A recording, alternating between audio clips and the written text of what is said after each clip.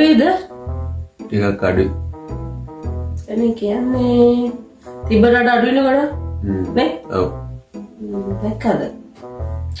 මට හිතෙන ජොහරි වාසනාවන්තයි කියලා. ඇයි? මගේ වයිෆ් කෙනෙක් හම්බෙන්න.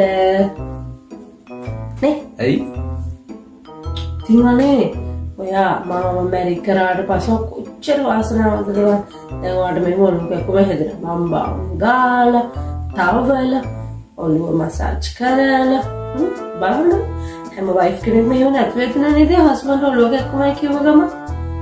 හැබැයි මට මැරි කරන්න කලින් ඔළුව කැක්කුමක් තිබ්බේ නෑනේ. අනේ ඇත්තද? දැන් මම දෙන ඔළුව කැකුම.